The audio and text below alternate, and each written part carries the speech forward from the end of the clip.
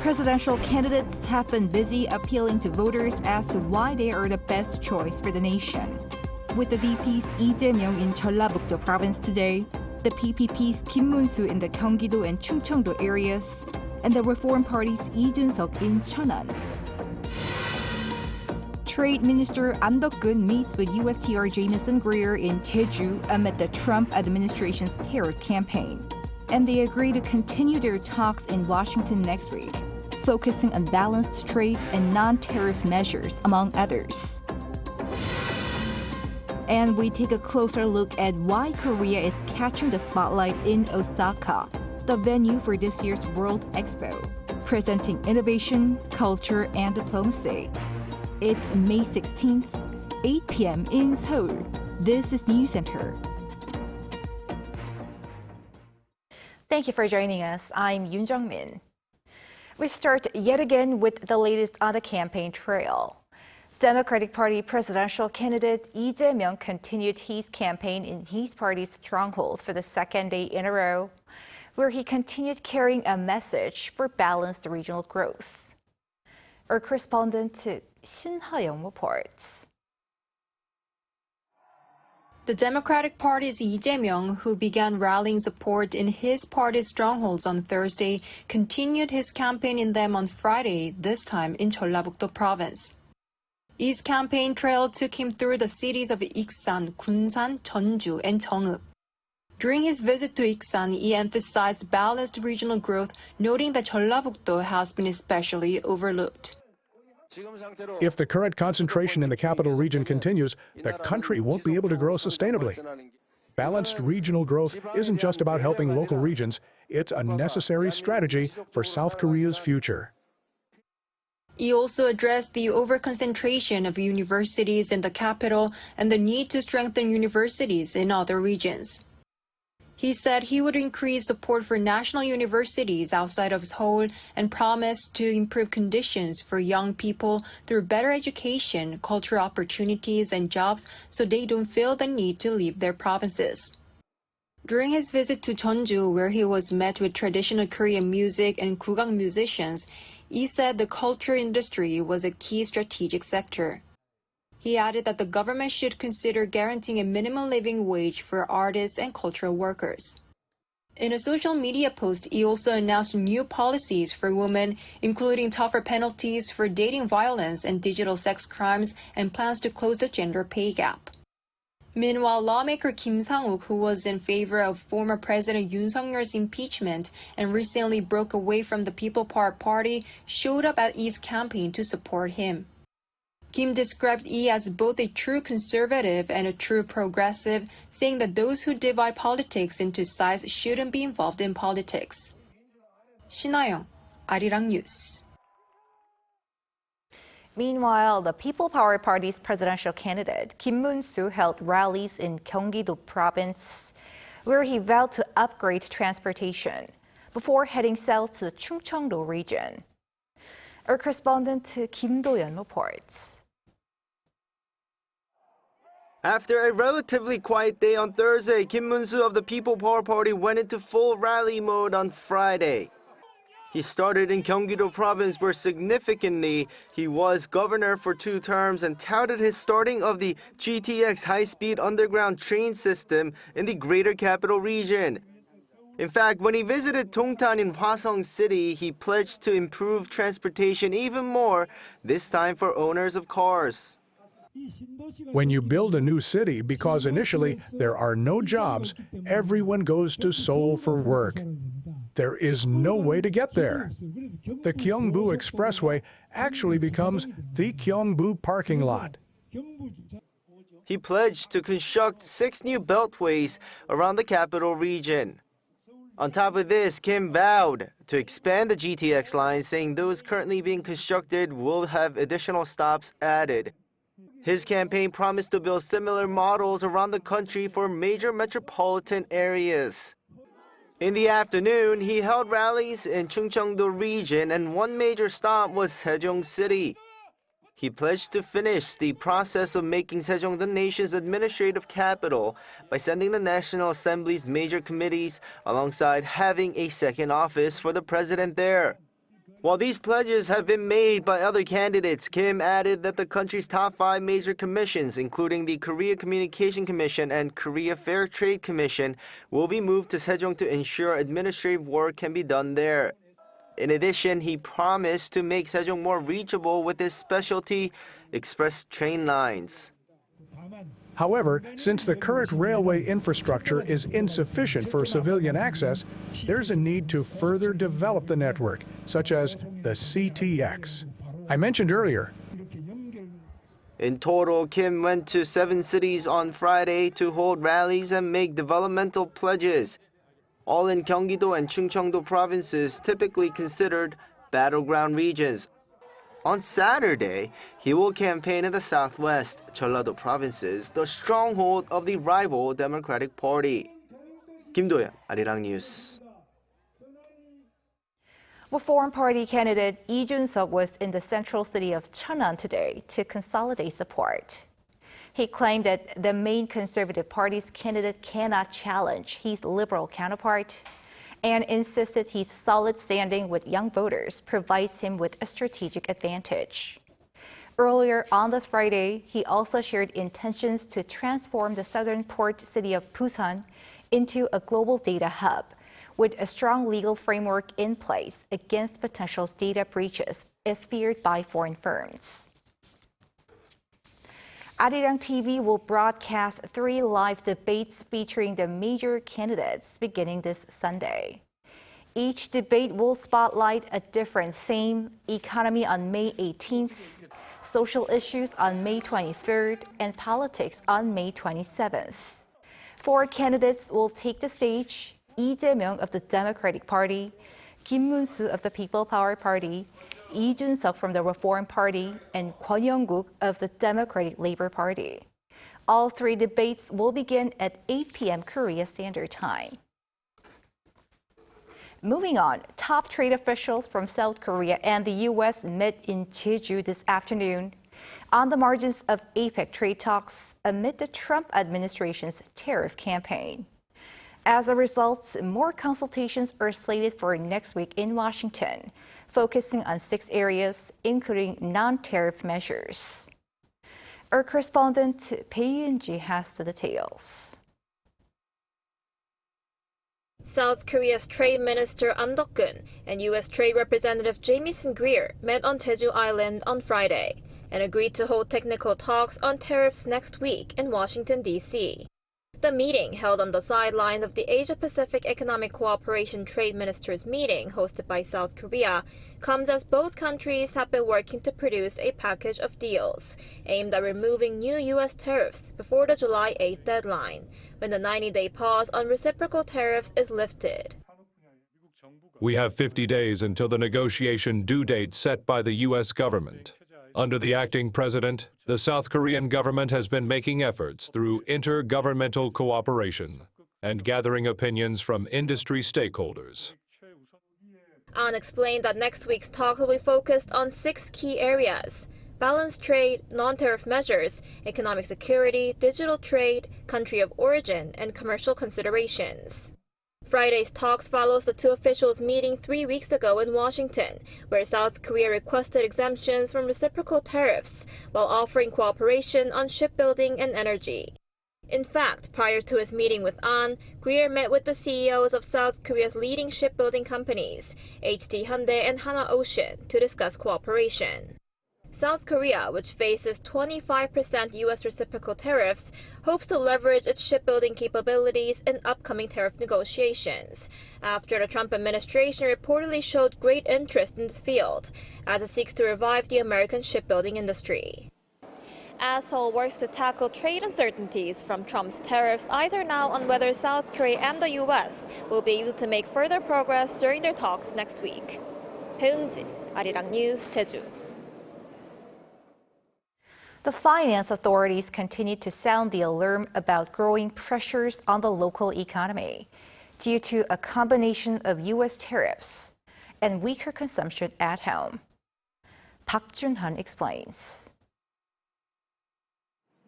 The Ministry of Economy and Finance assessed that downside pressures on the economy are continuing to grow for the 5th consecutive month. This assessment comes in the ministry's Green Book, a monthly report detailing the nation's economic trends. The ministry said a recovery of domestic demand, particularly in consumption and construction investment, has remained sluggish, while employment difficulties persist, especially in vulnerable sectors. It also noted that the Korean economy has been facing increasing downside pressures, including a slowdown in exports due to worsening external conditions following the imposition of U.S. tariffs. I think the tariff impact is there, and that's why we use the term export slowdown from April's data. We also saw some growth in exports to countries outside of the U.S., making the April export data less severe than the tariff effects might suggest. South Korea saw a dramatic decrease in construction investment from over a year ago. Investment in the first quarter of 2025 saw a year-on-year decline of 12.2%. In April 2025, there were about 28.9 million people employed, an increase of 194,000 from the same period last year. However, year-on-year manufacturing sector employment was down 124,000 last month, the largest drop in 6 years and 2 months. Employment challenges also persisted among the 15 to 29-year-old age group. The unemployment rate for young people in April stayed at 7.3%, continuing in the 7% range since February. To combat the slowdown in exports and to boost the country's industrial competitiveness, the ministry pledged to swiftly execute the necessary supplementary budget. The budget of 13.8 trillion won, or about $9.9 billion, will be used to bolster the job market, construction, and support for small businesses. 박준한, Arirang News.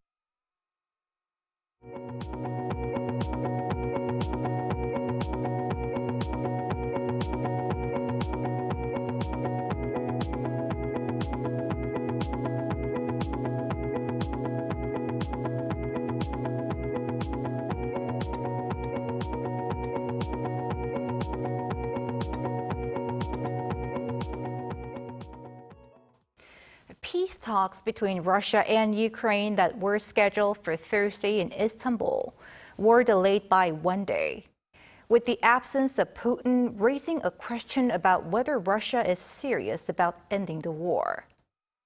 Kim Bo-kyung explains.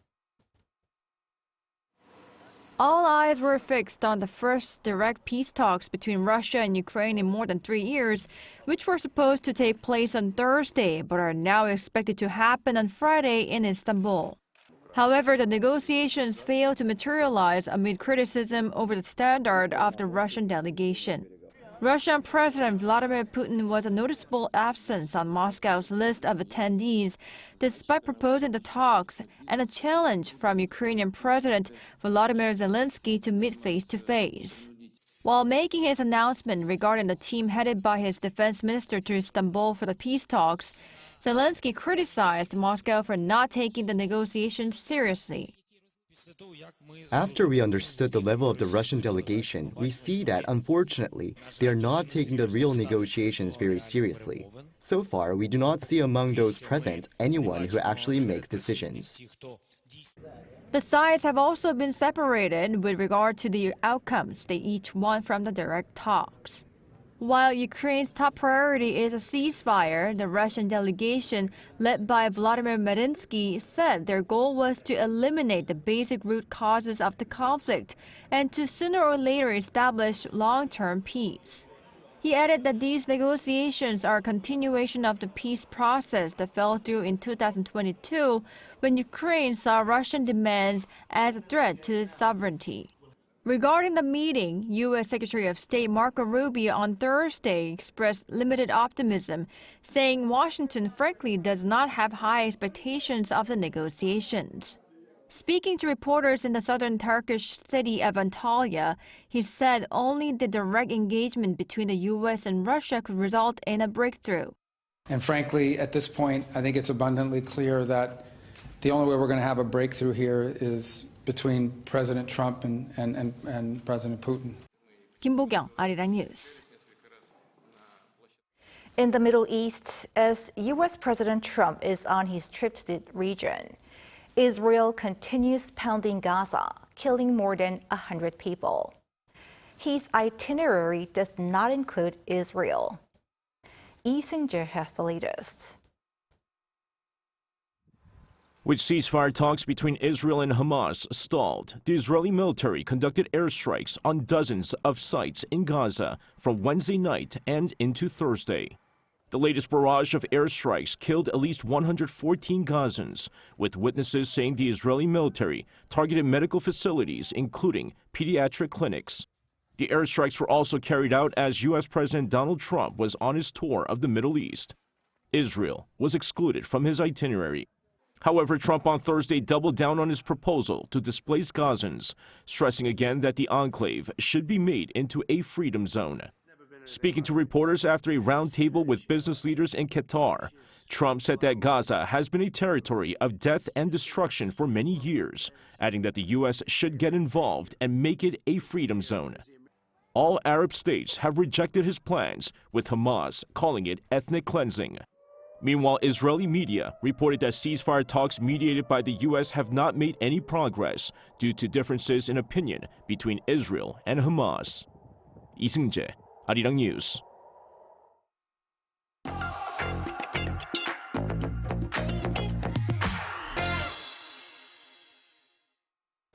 The latest global showcase of ideas, innovations, and inventions is underway in Osaka, Japan. And this week, the spotlight is on Korea. Our culture correspondent Song Yu-jin was there for this week's Arts and Culture segment. Every 5 years, the world comes together for the World Expo, a global stage for ideas, innovation, and cultural exchanges. This is where revolutionary inventions like the elevator, telephone, and electric car were first introduced. Now, 55 years after hosting Asia's first ever World Expo, this global event has returned to Osaka, Japan. Each World Expo centers on a main theme. Expo 2025 Osaka Kansai is designing future society for our lives with 3 sub-themes: saving lives, empowering lives, and connecting lives. Among the more than 150 participating countries is South Korea, showcasing its culture, technology, and vision for tomorrow. So this 3-story building you're seeing right now is the Korea Pavilion for the 2025 Osaka World Expo, open until October 13th. The Korea Pavilion's theme, With Hearts, embodies a message of harmony and human connection. We wanted to create a space that connects Korea with the world, the past with the present and future, blending tradition, culture, and cutting-edge technology. Visitors to the Korea Pavilion go through 3 exhibition halls with up to 100 people allowed in at a time. At the entrance, guests are asked what they value most in life. Their responses are turned into music using AI and played in a room surrounded by synchronized lights, creating a symphony of shared values. In the next hall, you get to engage with green hydrogen technology. By blowing into a pipe, oxygen combines with hydrogen fuel cells to generate electricity visibly demonstrated through falling bubbles. The final space is an immersive 3-sided cinema. Set in the year 2040, it follows a high school student using future tech to complete a musical score left by her grandfather in 2025. It's been a month since we opened, and we're averaging 12,000 visitors per day. With a target of 1.2 million, we expect to surpass that easily. Among all the country pavilions, Korea's is consistently ranking among the most popular. While pavilions will stay open throughout the expo, each country also has a dedicated national day to take the spotlight. South Korea marked May 13th as its National Day and launched a 5-day Korea Week. The celebration began with a recreation of the Joseon Tongsinsa, diplomatic envoys who traveled to Japan centuries ago to build peace and take part in cultural exchanges. A hanbok fashion show followed, introducing traditional and modern Korean dresses inspired by spring flowers. In both Korea and Japan, spring is the time to enjoy flowers. We thought, why not express that excitement through hanbok? I've felt a strong eco-friendly spirit here. Hanbok, too, is created with sustainability in mind. So there's a meaningful connection between our clothes and the values of this expo. Korean singer K-Will performed in the K-Live concert, and the K-Beauty Show introduced the latest trends and tips in makeup. 팔자 주름, 우리 많이 여성분들 많이 고민하시는 부위 있죠? 이 부분이랑 머리카락이 쉽게 닿는 부분, 이런 부분들은 좀 피니싱 파우더를 써서 좀 더 유지력 있게 고정을 해주시면. And to further foster goodwill, the Culture Ministry and Korea Tourism Organization appointed Japanese actor Kentaro Sakaguchi as this year's honorary ambassador for Korea tourism. At first, I wasn't sure I was the right person. But after working on Korean dramas and projects, I realized I might be able to contribute in my own way. Even with cultural or language differences, I'd be honored to serve as a bridge between our two countries. Just like this, Expo 2025 Osaka Kansai is a stage where the international community can connect and shape a shared future. 송유진, Arirang News, Osaka. Yesterday, that was May 15th, Korea marked Teachers' Day. And among teachers celebrated was King Sejong, who created Hangeul. Our Choi Soo-hyung has details. People press a seal engraved with Korean letters, Hangeul. They also try printing Hangeul, made up of consonants and vowels, by themselves. This is Hunmin Jeongum, the original Hangeul created in 1443. We just came to look around, and then we just witnessed it, and we started to do Hangul, and it was really nice. Actually, it was so fun to do. I think if you once try it out, you can learn it easy. So she learned Korean for 3 months now. So yeah, and Hangul was really easy. Yeah, and it was easy for me. At least it was easy. Born on May 15, 1397, King Sejong the Great is regarded as one of the greatest monarchs in Korean history. He made important contributions to Korean culture, including in science, the arts, and agriculture. Among his contributions is Hangeul, the Korean letters. May 15th is National Teachers' Day. Last year, the government also designated as a day to celebrate the anniversary of the birth of King Sejong, the teacher of the Korean nation, and honor his achievements. The first official celebration of the newly designated day was held at Gyeongbokgung Palace on Thursday. Many events were held to revive the significance of Hangeul's creation and his legacy. Modern Hangeul, made up of 24 letters, is easy to learn and has a unique design. As Korean culture spreads around the world, more people are interested in learning it. Thanks to the global popularity of K-content, Hangeul is gaining attention worldwide. Its simple shapes and small number of characters make it easy to learn, so many people want to study it. But Hangeul is more than just a writing system. Its unique design is also admired globally as a form of visual art. More than 6 centuries since his birth, King Sejong's legacy spreads across the world through Hangeul. Choi Soo-hyung, Arirang News.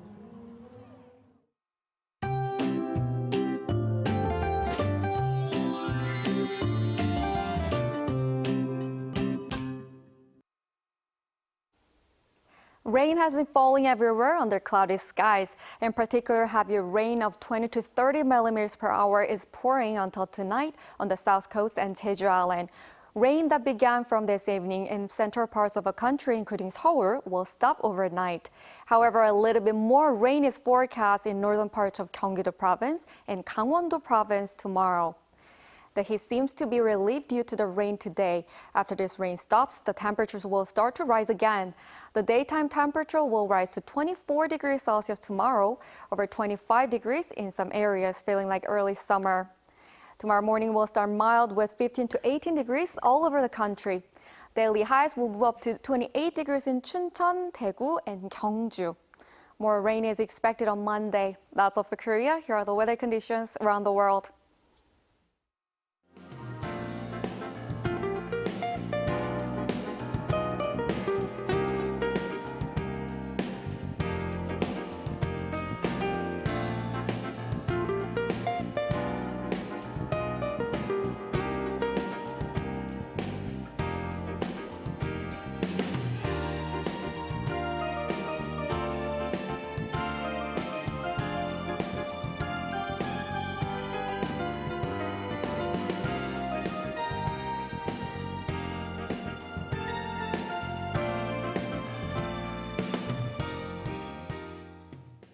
That is Newscenter for tonight. Thank you for watching.